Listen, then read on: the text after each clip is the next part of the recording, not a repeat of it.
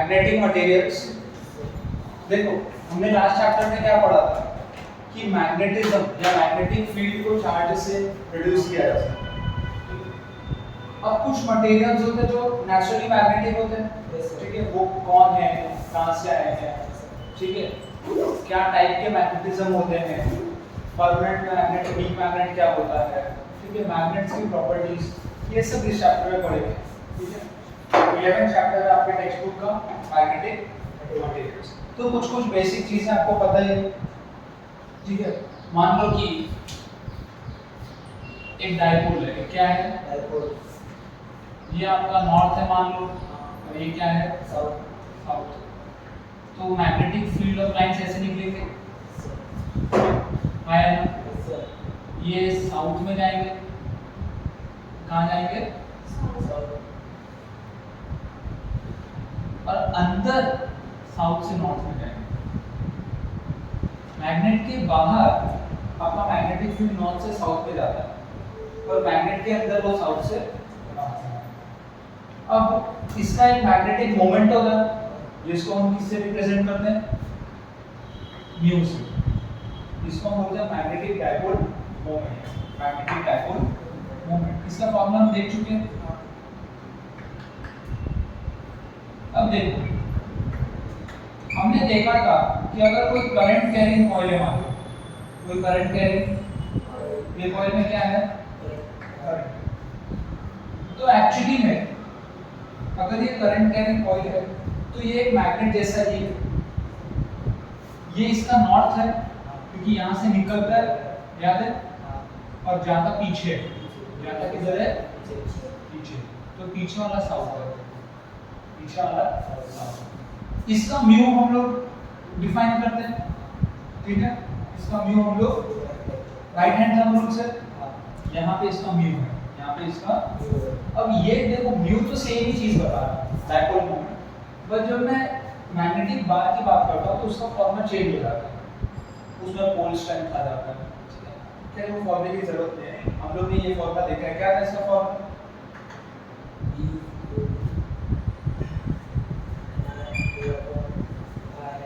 Ni, और अगर N1 है तो I, ये हम लोग देख चुके हैं, Ni, ठीक है। यह होगा किसकी बात हो गई, डायपोल मोमेंट। और एक चीज होता है टॉर्क। मान लो किसी मैग्नेट को आपने एक्सटर्नल मैग्नेटिक फील्ड में रख दिया, इस पे मान लो आपका मैग्नेट ऐसा था, ठीक है, ये नॉर्थ हो गया और ये साउथ हो गया, और आपने एक ऐसा एक्सटर्नल मैग्नेटिक फील्ड दे दिया, तो इस पे क्या लगेगा, टॉर्क। इस पे क्या लगेगा, टॉर्क। और टॉर्क नॉर्थ को अलोंग दी मैग्नेटिक फील्ड लगता है और साउथ को opposite to the magnetic field. लगता क्या है, मैग्नेटिक फोर्स, लगता क्या है, जिससे टॉर्क प्रोड्यूस होता है, जिससे टॉर्क, टॉर्क का फॉर्मूला याद है, म्यू क्रॉस बी बराबर आया, torque is mu cross B, मतलब म्यू बी sin थीटा, मतलब क्या आ जाएगा, where theta is the angle between mu and v। ये म्यू ऐसा है ना, मैंने बोला ना साउथ से नॉर्थ जा रहा है, तो इसका मैग्नेटिक मोमेंट ऐसा है, और ये जो एंगल है with the external magnetic field theta से आपको टॉर्क आता है। ये बेसिक चीजें जो हम पढ़ चुके हैं, एक आपके बुक में भी शायद ऐसा दिया है, ठीक है, म्यू क्रॉस बी। अच्छा उन्होंने एक वर्क का भी दिया है, देखो होता क्या है, अगर मैंने इसको ऐसा रखा है तो इस पर टॉर्क लग के ये रोटेट होगा, ये क्या होगा, रोटेट होगा, एक्चुअली में एंगुलर रेसिस्टेंस परफॉर्म करता है। ये यहाँ है, टॉर्क लग के यहाँ है, पर इनर्शिया की वजह से आगे गया, फिर जब ऐसा है फिर टॉर्क लग के ऐसा है, इनर्शिया की वजह से ये घूमता रहता है, ठीक है, हम उसे बोलते हैं एंगुलर रेसिस्टेंस, बाद में पढ़ेंगे, ठीक है।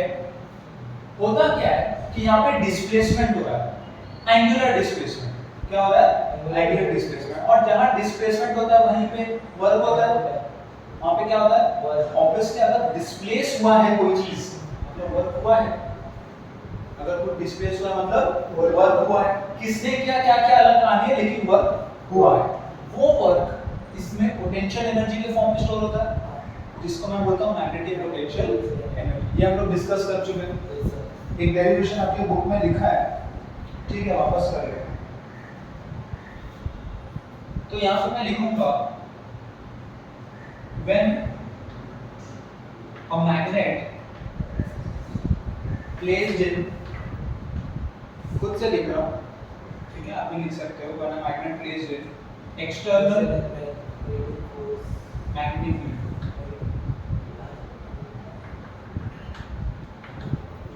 it experiences a torque, it experiences a torque and is displaced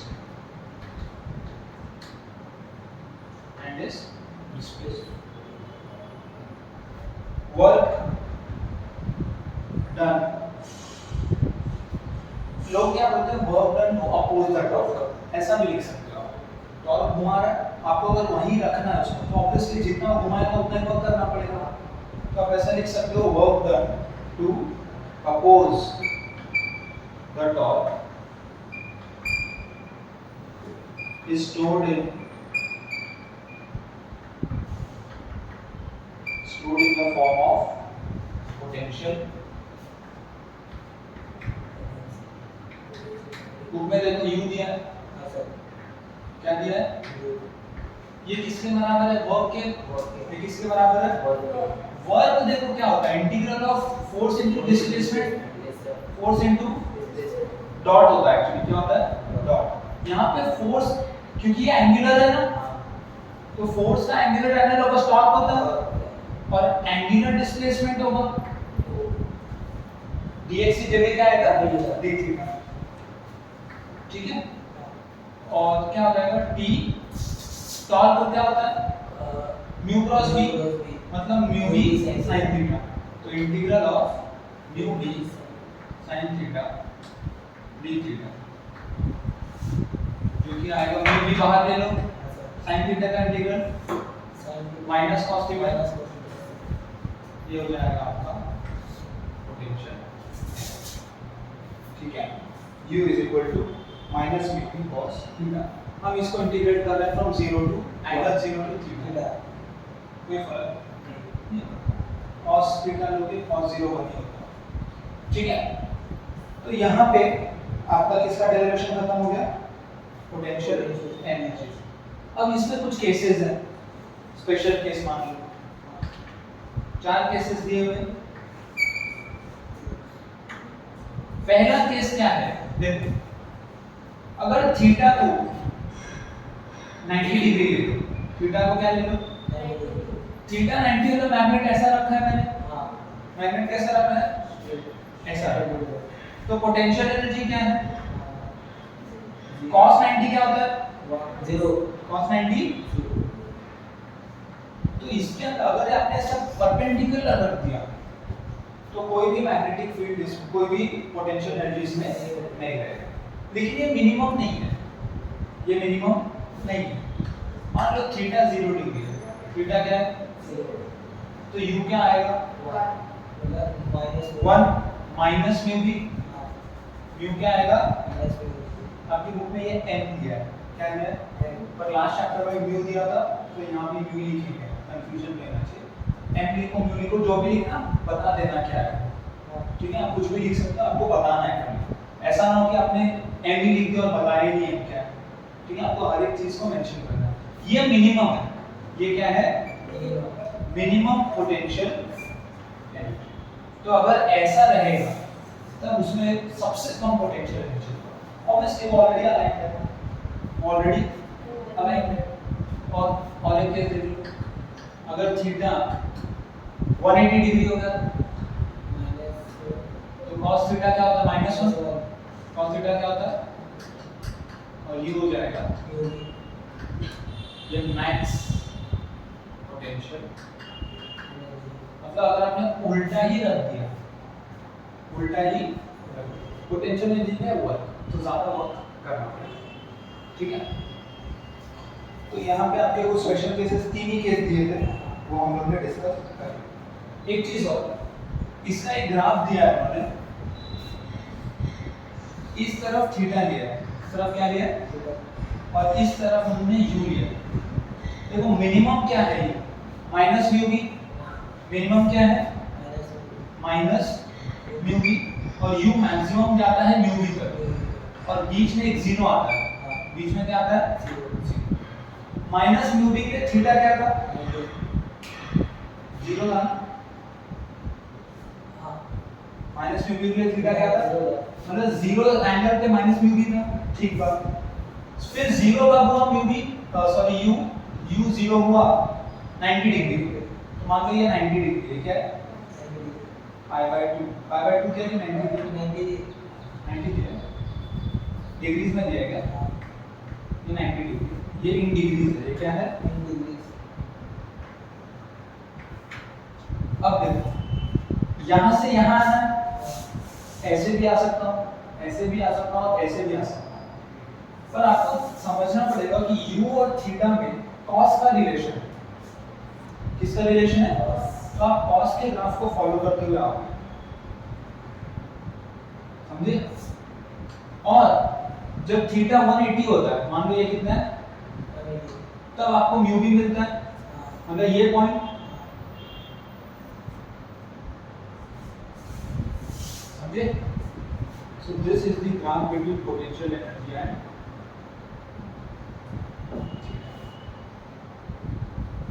ये सब बेसिक चीजें इंट्रोडक्शन के पार्ट में ही शायद दिया है। उसके बाद उन्होंने सर्कुलर एनालॉगस को भी लिखा, उसके लिए देखो नया नोट चाहिए होगा, तब तक आप एक काम करो, ये नोट करो, क्या कर लो,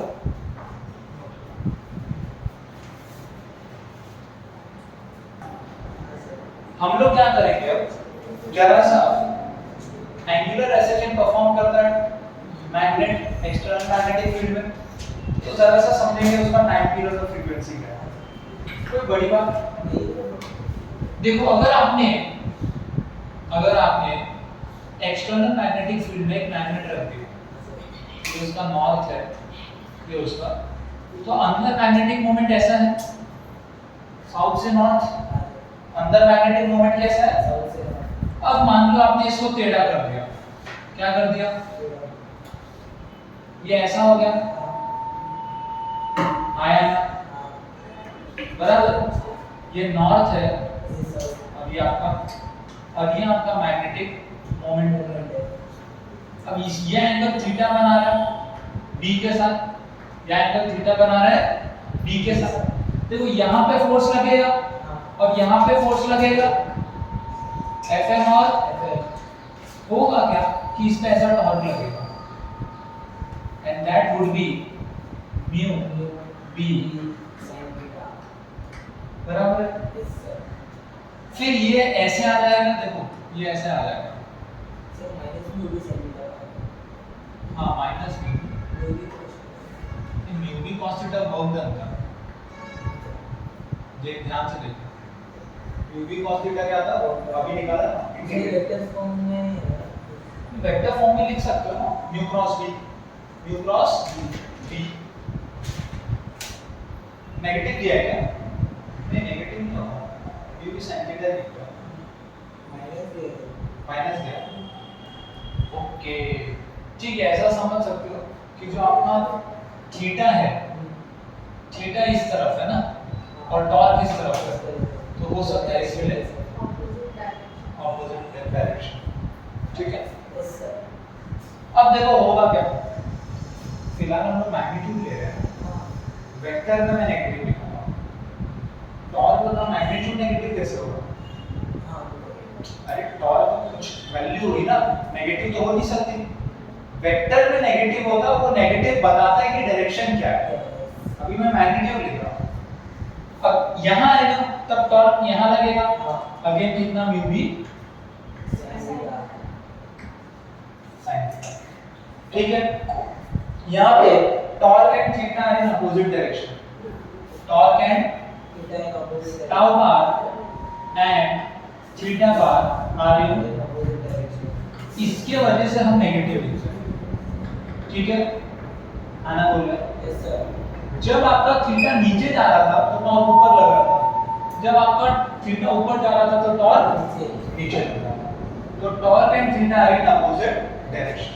अच्छा अब एक बात देखो, तो टॉर्क का क्या आ गया माइनस म्यू क्रॉस बी बराबर है माइनस म्यू क्रॉस बी या minus mu B sine. I think ऐसा एसएसएम में उन्होंने ऐसा लिखा है क्योंकि हमें आगे डेरिवेशन करना है। देखते हैं ये इक्वेशन नंबर 1 इक्वेशन नंबर क्या होगा 1। अब देखो ये एंगुलर डिस्प्लेसमेंट कर रहा है तो इसके पास एक एंगुलर एक्सेलरेशन होगा क्योंकि टॉर्क लग रहा है। क्या लग रहा है टॉर्क। ये होता है d ओमेगा बाय dt बराबर। Yes sir. ओमेगा होता है d थीटा बाय बराबर। Yes sir. therefore d omega by dt हो जाएगा d2 theta by dt square this is equal to alpha. ये कोई नई बात है नहीं और किसी को क्या अल्फा। हाँ अभी क्या लिखूंगा मैं torque is equal to alpha I alpha. Alpha क्या है alpha d omega by dt d2 theta upon dt square. अब टॉर्क का एक फॉर्मूला हम निकाल चुके हैं। हां ये हो गया equation number 2 from 1 and 2 2 I d2 theta by dt square mu B sin माइनस म्यू। हां चलेगा। अब देखते हैं d2 theta upon dt square is minus mu B by I sin। इसको कंपेयर करो।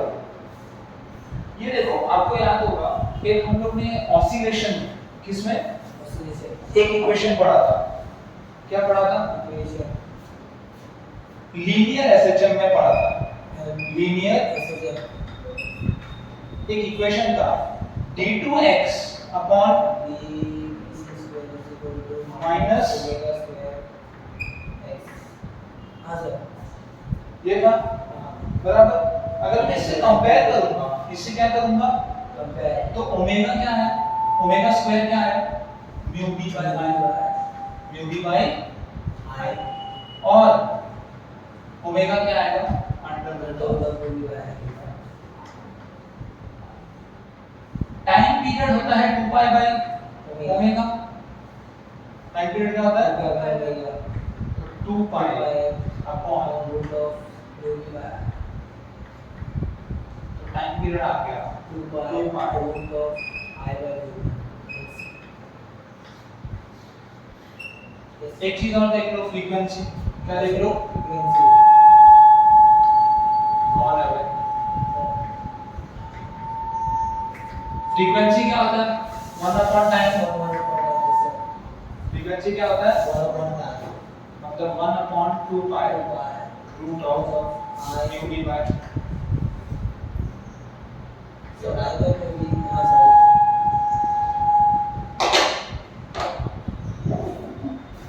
दिवाली आ गई है। चलो क्लियर है इतना Yes sir. कोई दिक्कत है नहीं नोट कर लो। Yes sir. क्या कर लो Oh. सर कितना नोट करा। अच्छा एक चीज और दी उन्होंने बुक में क्या दिया है यहाँ पे मैच कराने के उन्होंने दिया है। ये देखो किसके लिए दिया है ये sin थीटा और x मैच नहीं हो रहा ना उन्होंने एक चीज लिख दिया यहाँ देखो यहाँ इन रेडियंस हम लोग देखते हैं if theta is very small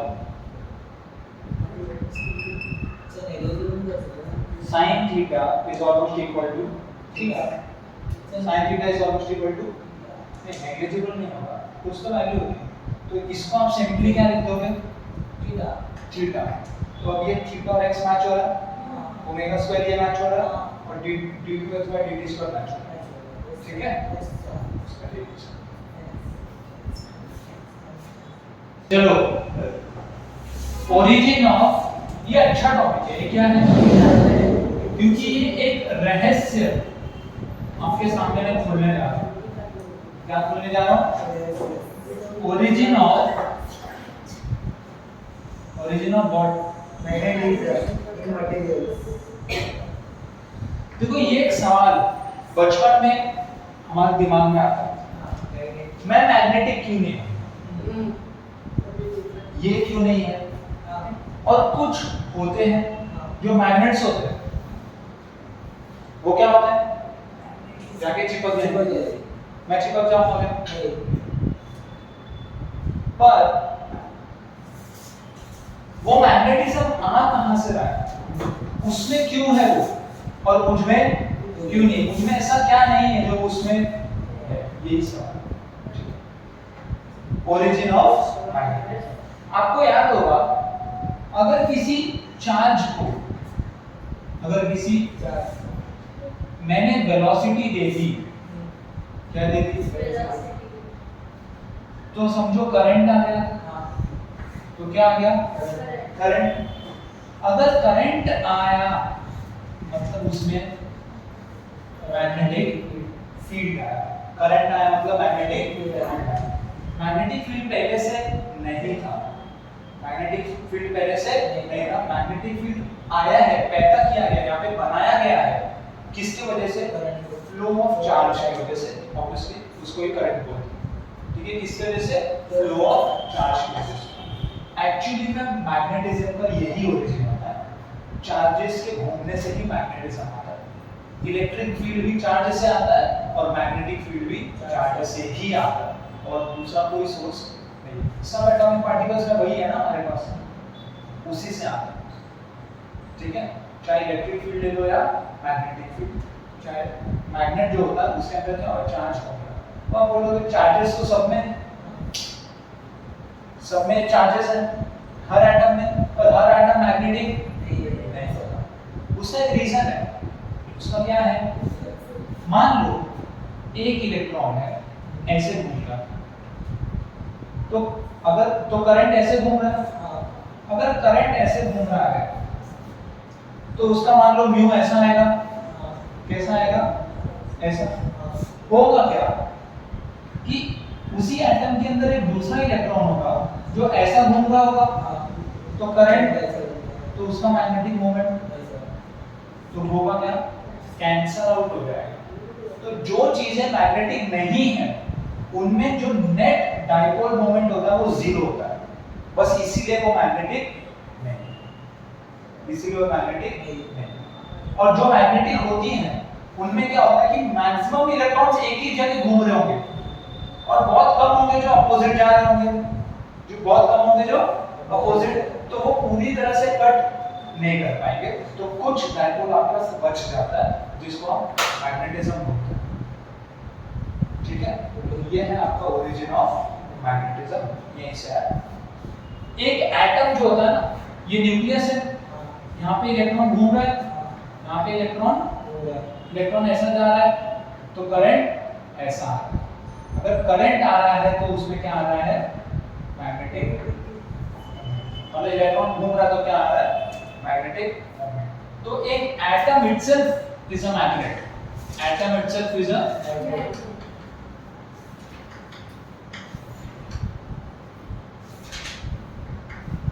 Origin of magnetism is a charge.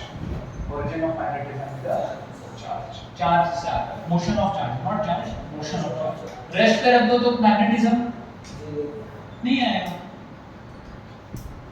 Rest पे रखने पे magnetism नहीं आएगा. जब चार्ज मोशन में है, देखो हमने देखा था साइक्लोट्रॉन मोशन हो रहा था. क्या हो रहा था? क्यों? क्योंकि उस पर मैग्नेटिक फोर्स लग रहा था. और मैग्नेटिक फोर्स कब लगता है? जब एक मैग्नेट को एक्सटर्नल मैग्नेटिक फील्ड में रखा जाए। मतलब जो चार्ज घूम रहा था वो खुद एक मैग्नेट का काम कर रहा था, तभी तो उस पर मैग्नेटिक फोर्स आया। तो एक atom itself is a magnet. ठीक है, आप मैग्नेटिज्म को कम ज्यादा कर सकते हो। मैं क्या करूंगा, मेरे पास मान लो वीक मैग्नेट है। ठीक है, वीक मैग्नेट मतलब क्या? उसके बाकी इलेक्ट्रॉन्स कट कर रहे हैं और कुछ थोड़े से रह जा रहे हैं, ठीक है। अब मैंने क्या किया, एक्सटर्नल मैग्नेटिक फील्ड लगा दिया, तो जो मैग्नेटिक डायपोल बिखरे होते हैं वो एक अलाइन हो जाएंगे और वो मैग्नेटिज्म को हम कम ज्यादा कर सकते हैं, वो हम आगे देखेंगे, ठीक है। तो सर मैग्नेट जाने कार्बन से क्यों पहले गोल्ड सिल्वर से देखो मैग्नेटिज्म ना होने का एक ही रीजन है कि उनके डायपोल्स कैंसिल हो रहे हैं, उनके डायपोल्स क्या हो रहे हैं, कैंसिल हो रहे हैं। और डायपोल अगर कैंसिल नहीं हो रहे तभी आपके पास एक मैग्नेट है। मैग्नेट का स्ट्रेंथ भी होता है, कुछ मैग्नेट कमजोर होते हैं और कुछ स्ट्रांग होते हैं, डिपेंड करता है कि कितने इलेक्ट्रॉन्स आपके एक तरफ घूम रहे हैं, वो उस एलिमेंट की प्रॉपर्टी है, वो उस एलिमेंट पे डिपेंड करता है, समझे। पर उसका जो ओरिजिन है वो मोशन ऑफ चार्ज ही है, चार्ज से ही इलेक्ट्रिक फील्ड भी आता है और चार्ज से ही मैग्नेटिक फील्ड भी आता है। अब हम क्या करेंगे, हम एक इलेक्ट्रॉन को घुमाएंगे और उसका मैग्नेटिक मोमेंट निकालेंगे, चलेगा। एक इलेक्ट्रॉन को घुमाएंगे और उसका मैग्नेटिक मोमेंट निकालेंगे। यहाँ देखो जो म्यू है ये दो चीजों से बना है, ये म्यू कितने चीजों से बना है, दो। अगर मान लो ये ऐसा है, न्यूक्लियस है और चार्ज घूम रहा है, चार्ज घूम रहा है, तो आपके पास दो चीज होता है, एक ऑर्बिटल मैग्नेटिक मोमेंट, क्योंकि ऑर्बिट में घूम रहा है, हाँ या ना, मैग्नेट ऑर्बिटल मैग्नेटिक मोमेंट, क्योंकि ऑर्बिट में घूम रहा है और उससे घूमने से मैग्नेटिक मोमेंट आता है। एक स्पिन भी होता है, एक क्या होता है, क्या ये बात अभी समझाना मुश्किल है, बहुत हाई लेवल कॉन्सेप्ट है, आपके ग्रुप में शायद नहीं ये है, तो उसका केमिस्ट्री नहीं, मतलब उसके ऐसे घूमने की बात नहीं कर रहा हूँ, वो हम देखेंगे बाद में, वो तो जो कट कर देता है एक दूसरे को, ऑपोजिट स्पिन होता है, हाँ फेरोमैग्नेटिक, उसमें कट जाता है, उसकी बात नहीं कर रहा हूँ, ये भी हम नहीं समझ सकते। आपकी बुक में इस टॉपिक में शायद मेंशन नहीं किया है अगले डेरिवेशन, बट होता है, एक स्पिन होता है और एक ऑर्बिटल होता है, जो म्यू टोटल होता है, म्यू टोटल, वो म्यू ऑर्बिटल प्लस म्यू, हम म्यू ऑर्बिटल का डेरिवेशन भी करेंगे, ठीक है। किसका करेंगे, म्यू ऑर्बिटल डेरिवेशन चालू करें। इसका हेडिंग होगा मैग्नेटिक मोमेंट, यहाँ सुनो, इसका हेडिंग कैसे बनेगा, magnetic moment due to an electron revolving around the nucleus, क्योंकि तभी ऑर्बिटल मैग्नेटिक मोमेंट आएगा, ठीक है। यही हेडिंग है, हेडिंग है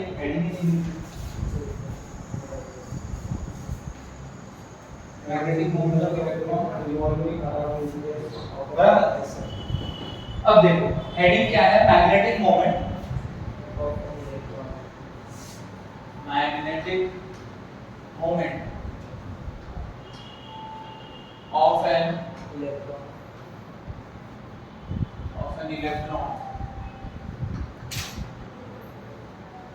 revolving around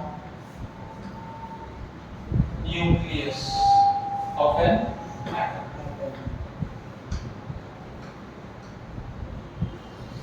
देखो इसको हम डेरिवेशन की शुरुआत कैसे करेंगे, करंट से, किससे, क्योंकि करंट से ही क्या आता है, मैग्नेटिक। तो ये न्यूक्लियस है, ये इलेक्ट्रॉन है, यहाँ पे जा रहा है इलेक्ट्रॉन, तो करंट यहाँ पे आ रहा है। अब करंट होता क्या है, चार्ज अपॉन टाइम। करंट क्या होता है, चार्ज अपॉन टाइम। मैंने एक सिंगल इलेक्ट्रॉन लिया, कितना लिया है, सिंगल इलेक्ट्रॉन। अच्छा ध्यान से देखना, करंट होता है चार्ज अपॉन टाइम। एक क्रॉस सेक्शन में एक कितना चार्ज जा रहा है एक गिवन टाइम के अंदर, वही करंट होता है।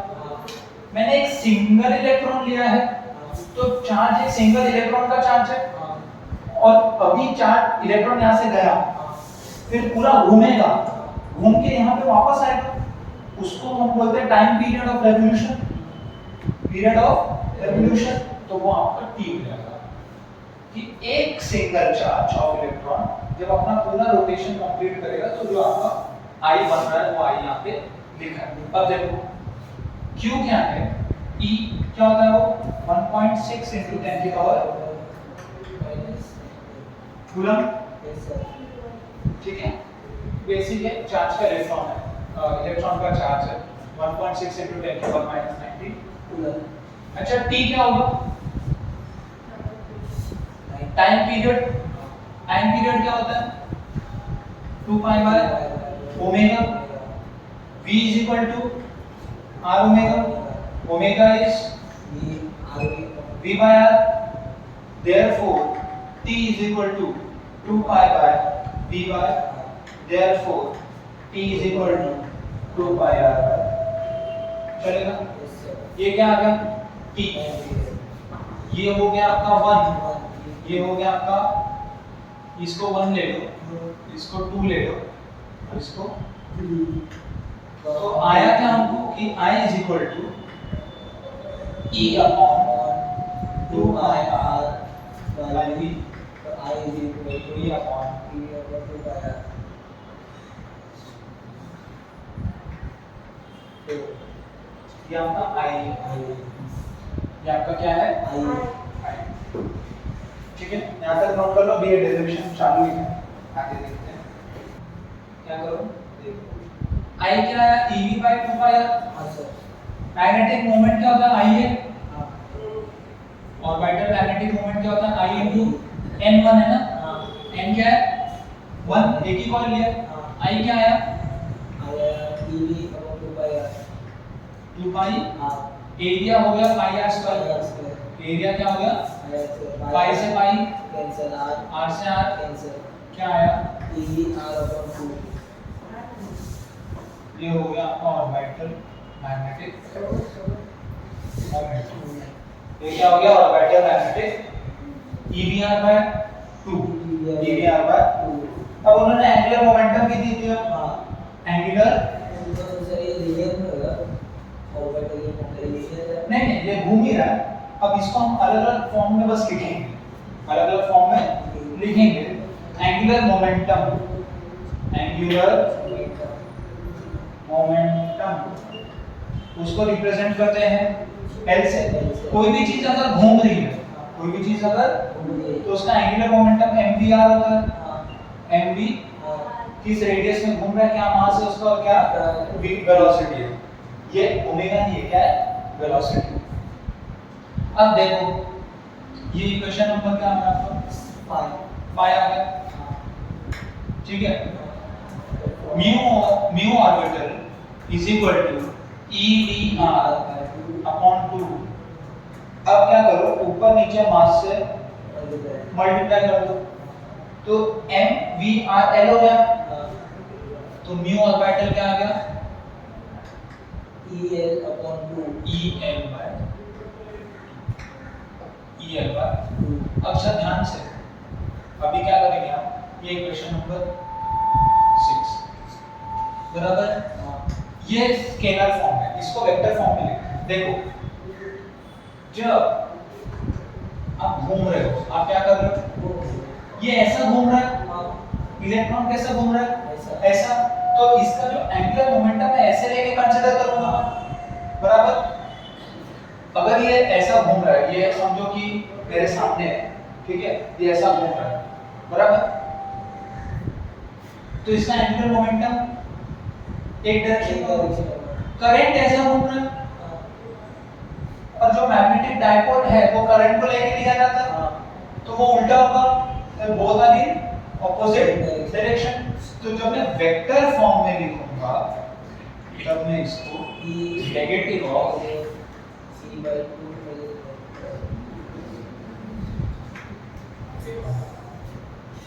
चलेगा, कोई दिक्कत नहीं।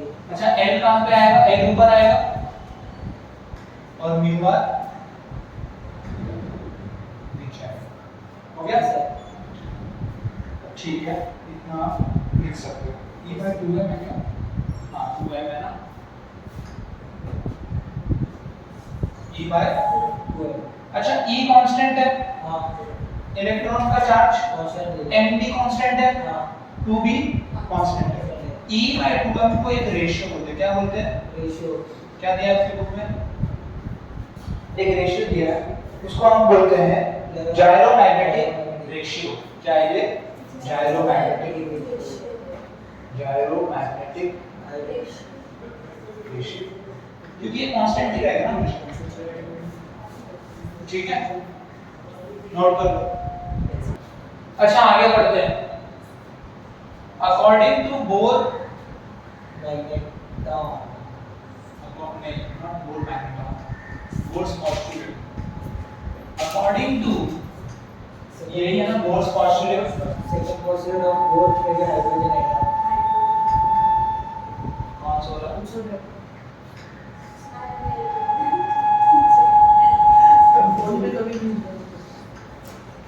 देखो अकॉर्डिंग टू बोर्स पोस्टुलेट जो एंगुलर मोमेंटम होता है, क्या जिसको मैं रिप्रेजेंट करता हूं, जो एंगुलर मोमेंटम होता है L, वो क्या होता है? बोर्स पोस्टुलेट याद है?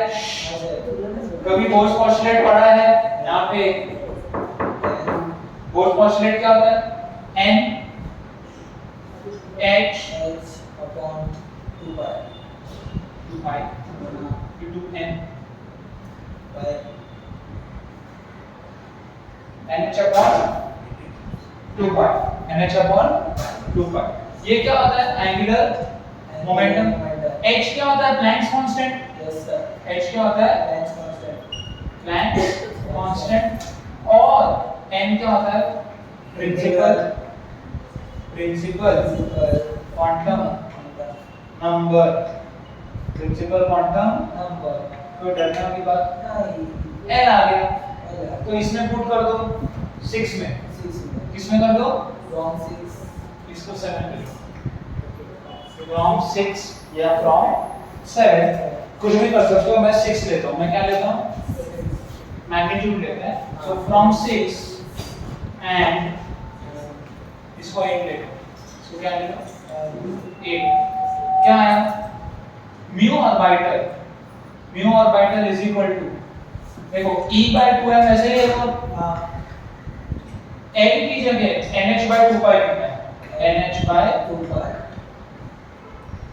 तो E तो ये हो जाएगा 4n ENH/4m 4n म्यू। और ये क्या है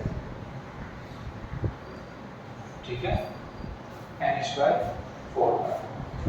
एक दो चीजें और दी उन्होंने, बोर मैग्नेटॉन दिया, N को 1 ले लो, N को क्या ले लो? 1 यहाँ ले लो, N क्या हो गया? 1 तो जो म्यू ऑर्बिटल है वो क्या आएगा? EH अपॉन 4 पाई N। अच्छा एक बात बताओ, प्लैंक्स कांस्टेंट तो एक कांस्टेंट है, मास ऑफ इलेक्ट्रॉन कांस्टेंट है, पाई कांस्टेंट है, चार्ज ऑफ इलेक्ट्रॉन भी एक कांस्टेंट है। तो एक कांस्टेंट वैल्यू आती है जिसको मैं बोलता हूं बोर मैग्नेटॉन। इसको Mb लिखते हैं, इसको क्या लिखते हैं? Mb। ये है Mb, क्या है ये? Bore magneton. वैसे तो Bm होना चाहिए पर हम Mb लिखते हैं, ठीक है। इसकी वैल्यू दी उन्होंने, क्या आता है? Constant 9.274 into 10⁻²4 Bl/m²। इसका यूनिट याद रखना जरूरी है, इसका यूनिट याद रखना। देखो एम्पियर पर मीटर स्क्वायर आप सब पुट करने के बाद आपको अपने आप आ जाएगा, चाहिए तो आप खुद से डिराइव भी कर सकते हो, कोई बड़ी बात नहीं, ठीक है। तो यहाँ तक हेडिंग डाल लो, मैग्नेटाइजेशन। हेडिंग क्या डालोगे? And magnetization and magnetic intensity.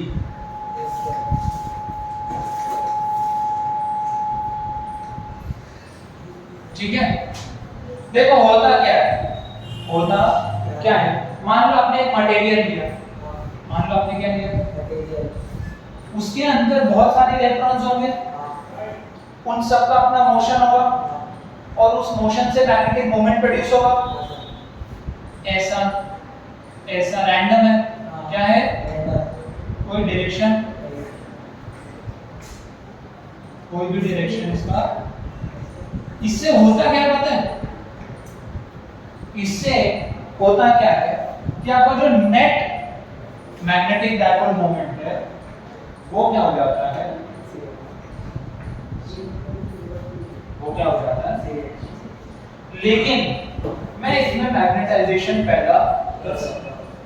कैसे, एक्सटर्नल मैग्नेटिक फील्ड से, एक्सटर्नल मैग्नेटिक, इससे क्या होगा कि कुछ अलाइन हो जाएंगे, कुछ क्या हो जाएंगे, वो सब अलाइन ना हो, वो डिपेंड करता है आपके एक्सटर्नल मैग्नेटिक फील्ड पे, पर कुछ तो आपके पास नेट डायपोल आ जाएगा, नेट डायपोल आ जाएगा, ठीक है। अब देखो, अब देखो ये कितना स्ट्रॉन्ग मैग्नेट है, ये कितना स्ट्रॉन्ग मैग्नेट, तो measure the strength of the magnet हमारे पास एक कांस्टेंट वेरिएबल है, कांस्टेंट एक वेरिएबल है, मैग्नेटाइजेशन। क्या है ये, magnetization, magnetization. This is to measure the strength, S-T-R-E-N-G-T, strength of a magnet. To measure the strength of a magnet is magnetism, is magnetization. अच्छा, अच्छा, ये कैलकुलेट कैसे करते हैं? अब कोई आर्ग्यू करेगा कि जितना ज्यादा मैग्नेटिक मोमेंट उतना ज्यादा मैग्नेटाइजेशन, मतलब उतना स्ट्रॉन्ग मैग्नेट। मैंने बोला मान ली बात, मैंने क्या बोला, मान ली बात, लिख दो मैग्नेटिक मोमेंट म्यू। लेकिन एक कैच है, कि क्या है, बहुत बड़ा एलिमेंट लिया था, बहुत बड़ा, और उसमें एक म्यू था, और मैंने एक छोटा सा मैग्नेट या छोटा सा मटेरियल लाया, उसमें भी म्यू था। तो एक्चुअली वो छोटा स्ट्रॉन्ग मैग्नेट, छोटा, क्योंकि पर यूनिट वॉल्यूम में उसका मैग्नेटिक मोमेंट ज्यादा है, उसके पास वही ताकत छोटे से वॉल्यूम के अंदर है। अगर मैं उसको उतना बड़ा कर दूं तो स्ट्रॉन्ग हो जाएगा, नहीं समझे, समझे? इसीलिए सिर्फ मैग्नेटिक मोमेंट नहीं, पर वॉल्यूम, पर यूनिट वॉल्यूम, कि एक यूनिट वॉल्यूम के अंदर कितना मैग्नेटाइजेशन, कितना मोमेंट है, उससे उसका मैग्नेटाइजेशन पता चलता है, समझे? अब कोई 10 बॉल में 20 रन बना के गया, बता रहा हूं, 10 बॉल में 20 रन बना, और एक दूसरा आया, वो क्या बोलेगा कि मैंने 40 बॉल में 20 रन बनाया, 40 बॉल में दोनों ने रन कितना बनाया, 20, लेकिन ज्यादा अच्छा बैट्समैन बॉल 10 बॉल, इसने 10 बॉल में बना दिया। क्यों? क्योंकि उसका पर बॉल का रन ज्यादा है, वो ज्यादा अग्रेसिव है। अब उसको 40 बॉल मिल गई होती तो 80 बना देता। वैसा ही है, जब पर यूनिट वॉल्यूम आप देखोगे, डायपोल अगर ज्यादा निकला तो बड़ा वॉल्यूम तो बड़ा डायपोल, तो सिर्फ मैग्नेटिक डायपोल मोमेंट नहीं, पर यूनिट वॉल्यूम भी लगेगा to measure the strength of a magnet. That is magnetization, जिसको रिप्रेजेंट करते हैं m is mu orbital upon v। Equation number 1। कोई दिक्कत? अच्छा, इसका ऐसा यूनिट क्या होगा? ऐसा यूनिट एम्पियर्स पर मीटर स्क्वायर। देखो इसका क्या था, एम्पियर, म्यू ऑर्बिटल का देखा था ना, एम्पियर पर मीटर स्क्वायर, पर एम्पियर मीटर स्क्वायर था ना, पर था, एम्पियर पर मीटर स्क्वायर, और वॉल्यूम हो गया मीटर क्यूब। नहीं, एम्पियर पर मीटर स्क्वायर कैसे होगा? उसका होगा ampere metre square, ampere metre square कहाँ पे लिखा था हमने? बोर्ड में बोर मैग्नेट्रॉन, बरोबर एम्पियर पर मीटर स्क्वायर, वो बोर मैग्नेट्रॉन था ना अपने को ऑर्बिटल। एक मिनट, एम्पियर पर मीटर स्क्वायर है कि ampere metre square? Ampere per है तो मीटर पर है तो इनवर्स में आएगा इनवर्स में और देखो अगर मैं एम्पियर मीटर स्क्वायर लिखूं, हाँ क्या लिखूं? मीटर स्क्वायर जो ये होता है वो एम्पियर मीटर स्क्वायर होता है। क्यों? I into A होता है ना, हाँ I into A A A volume, हाँ तो बचेगा क्या? एम्पियर पर एम्पियर्स पर मीटर क्या है? एम्पियर पर मीटर लिखो, ठीक है, नहीं करूँगा, अरे एक ही बात है ना, तो डिवाइड करके हम लिखो या m इनवर्स लिखो, एक ही बात तुम है। ये भी तूने पानी क्या होगा? पानी लेके आई थे एग्जाम का पूछे नहीं बोलते तो नहीं पूछू मुंह पे मेरे दिक्कत थी। चलो ऐसा यूनिट क्या हो गया? एम्पियर पर मीटर। इसका डायमेंशन क्या हो गया मैग्नेटाइजेशन का? एम्पियर है और लेंथ का माइनस -1 ठीक हाँ है। सर ये तो आसान बात है, ये क्या है? आसान थोड़ा अच्छी बात पे लाते हैं। हाँ सर मान लो मैंने एक मटेरियल लिया, मैंने क्या लिया? इसे से मैंने एक मैग्नेटिक मटेरियल लिया, दिस इज अ मैग्नेटिक, गाँव वालों यहाँ पे ये क्या है? मैग्नेटिक मटेरियल याद है ये एक मैग्नेटिक मटेरियल है, मतलब इसके पास कुछ नेट मैग्नेटिक मोमेंट होगा, इसके पास अपना मैग्नेटिक फील्ड होगा, इसका क्या होगा? मैग्नेटिक फील्ड ना, क्योंकि ये मैग्नेटिक मटेरियल, मैग्नेट का मैग्नेटिक फील्ड होता है, हाँ तो उसको मैं bm मान लेता हूँ। उसको क्या मान लेता हूँ? bm बाद में लिखूंगा। अब देखो यहाँ पे मुझे एक्सटर्नल मैग्नेटिक फील्ड देना है, हाँ सीधा सीधा कैसा? सीधा से उसके लिए मैं क्या यूज करूँ? सीधा फिर देना सर वो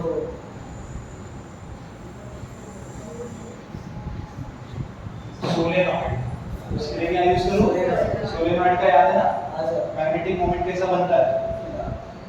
इसके लिए यहाँ पे, इसके लिए इंपॉर्टेंट चीज है, ठीक है। तो ये क्या हो गया?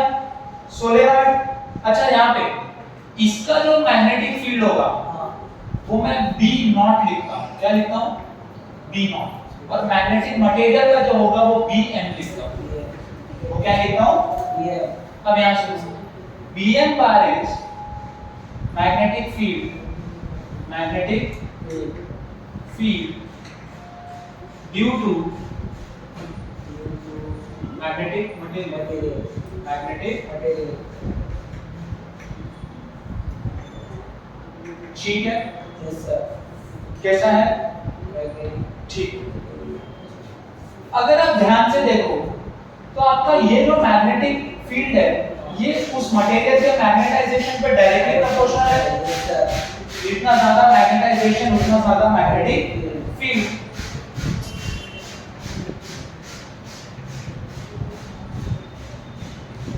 ये फॉर्मूला आपको पता होगा। चलिए अच्छा B नॉट क्या है? सोलेनॉइड का क्या था? न्यू नॉट एन आया सर याद है? हाँ Where n is the number number of turns per length, हाँ sir number of turns Per per length. length, जो B टोटल होगा इसमें क्या होगा? बी टोटल वो क्या होगा? बी नॉट बी एन बराबर है। हाँ सर चलो ऐड करो, क्या करो? Mu not an I plus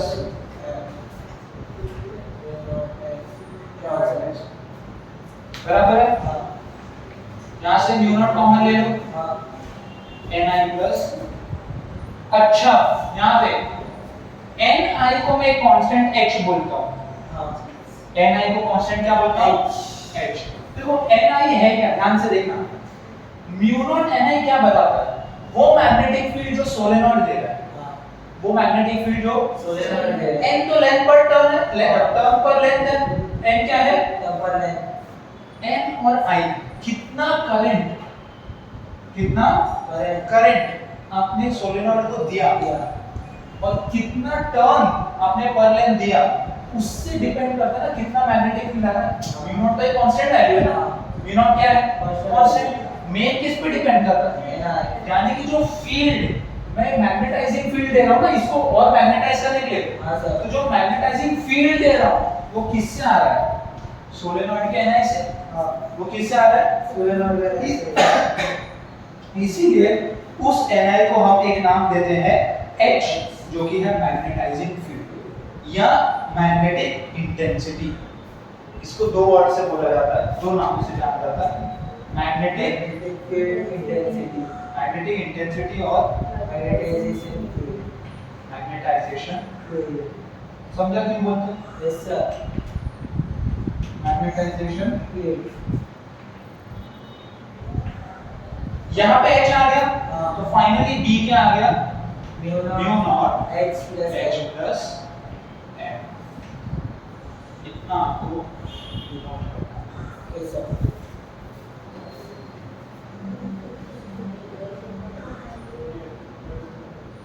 और ये B को क्या बोलते हैं? Magnetic induction. B को क्या बोलते हैं? Magnetic induction. Induction, magnetic induction.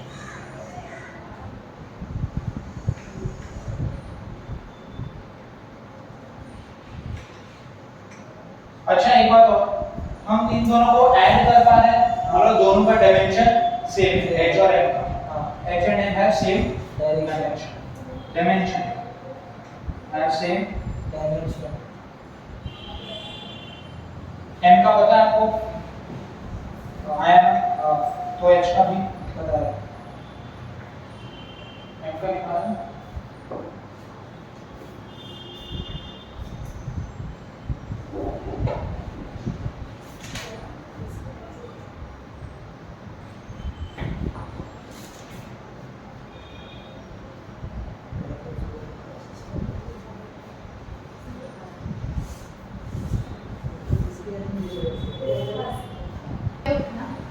चलो लास्ट पार्ट खत्म करते हैं। यहाँ पे दो तीन कांस्टेंट्स का और इंट्रोडक्शन दिया है जो आपको पता होना चाहिए।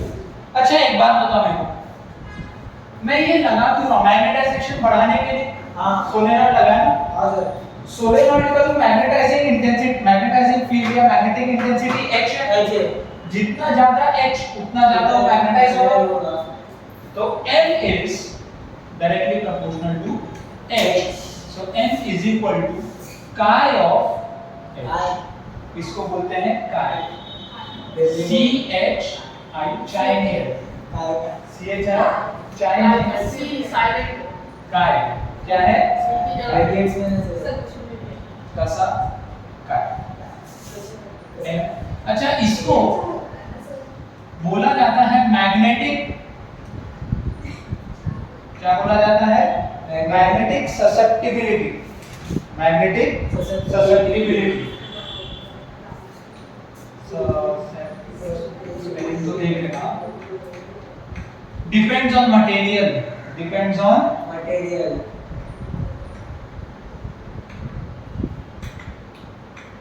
ठीक है। अच्छा रुको एक मिनट याद दे। B क्या है? Mu not H plus M। हाँ मैं लिख देता हूँ B को म्यू नॉट, H को क्या लिख दूँ? H, M को लिख दूँ chi into H। तो ये हो जाएगा mu not H 1 plus chi। 1 plus chi को हम लिखते हैं म्यू R। 1 प्लस chi को क्या लिखते हैं? म्यू R, और वो म्यू R होता है relative permeability of material, relative permeability of material. permeability of material। Of. Material. अच्छा तो ये क्या हो गया? म्यू R हो गया। हाँ क्या हो गया? Mu R. तो B क्या आया? Mu H। Mu not H into mu R। अच्छा mu not into mu R को भी कुछ बोलते हैं, mu not into mu R को म्यू बोलते हैं। म्यू। ये रिलेटिव परमिएबिलिटी था, हाँ, ये ओनली परमिएबिलिटी, ओपन बराबर। Yes sir ion yes sir permeability of material, material awesome therefore last में बी क्या आया, mu into H mu into, क्योंकि mu R into sorry mu into mu H into है। H, mu into या ये याद होना चाहिए, ये याद होना चाहिए, हाँ सर ये याद होना चाहिए, हाँ सर ये याद होना चाहिए, Yes, ये याद sir. होना चाहिए, सब कुछ याद होना चाहिए यहाँ पे आज का आपका लेक्चर मतलब